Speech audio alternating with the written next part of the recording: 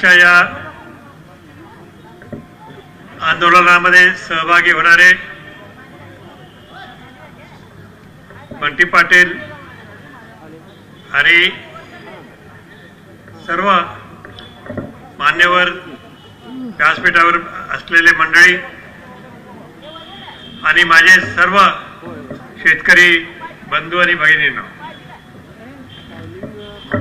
आज आपण या शक्तीपीठ महामार्गाच्या विरोधात एकत्र आलो आहोत आणि ह्या महामार्गाच्या विरोधात आपण गेले 3-4 महिन्यापासून सारखं आपण बोलतोय, निवडणुकीच्या माध्यमातून सुद्धा आपण बोललोय आणि निश्चित आपण सगळ्यांनी ठरवलंय की हा महामार्ग शक्ती महामार्ग होऊ द्यायचा नाही, कारण हा शेतकऱ्यांच्या हिताचा नाही।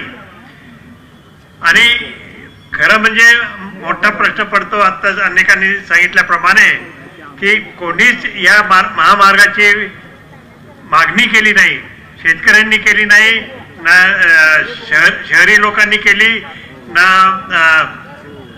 गोव्याला जाणाऱ्या लोकांनी केली। अशा तऱ्हेने या मार्गाची मागणी नसताना हा जनतेवर का लादला जातो, शेतकऱ्यांवर का लादला जातो, हा मोठा प्रश्न आहे। आपण याच्याबद्दल अनेक माहिती मिळालीच आहे, पण एक गोष्ट निश्चित आहे की हा महामार्ग आपल्याला नकोय, कारण गोव्याला जाणारे किंवा अनेक ठिकाणी जाणारे मार्ग पुष्कळ आहेत। आणखीन ते अनेक रस्ते जे आहेत ते दुरुस्त करणे जरुरीचं आहे, मोठे करण्याची आवश्यकता आहे, चांगले ठेवण्याची आवश्यकता आहे, मेंटेन करण्याची आवश्यकता आहे। अशा तऱ्हेने आपण आपलं कार्य चालू ठेवू शकतोय। मग ह्या महामार्गाची आवश्यकता बिलकुल नाही आहे असं निश्चित आपल्या सर्वांना लक्षात येऊ शकेल। बंटी पाटलांनी आणि आपल्या सगळ्यांनी आपल्याला सांगितलंच आहे की हा कसा कॉन्ट्रॅक्टरसाठी हा महामार्ग आपण ते काढलाय। जो महामार्ग आता सुद्धा आपण नागपूरला जायचं असेल तर आपण वेगळ्या मार्गाने जाऊ शकतो, नागपूरहून लोकांना यायचं असलं तर तरी चालतंय, परंतु हा नवीनच सगळ्यांच्या शेताच्या मधून जाणारा महामार्ग हा आपल्याला निश्चित नकोय, हे आपण ठरवा।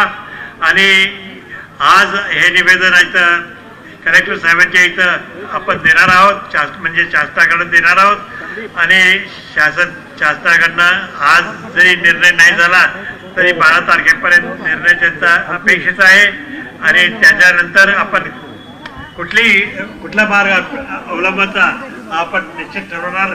आणि आज हा कोल्हापूरचे शेतकरी इथं आहेत, पण सांगली आणि इतर लातूर, सोलापूर, नागपूर या सर्वांच्या ठिकाणी येऊन आपल्या आपल्या ठिकाणी सुद्धा ते मार्गदर्शन करतील आणि सगळ्यांनी एकत्र येऊन हा महामार्ग शक्ती महामार्ग ज्याला ते शक्ती म्हणतात, आपल्याला शक्ती मिळत नाही, शेतकऱ्याची शक्ती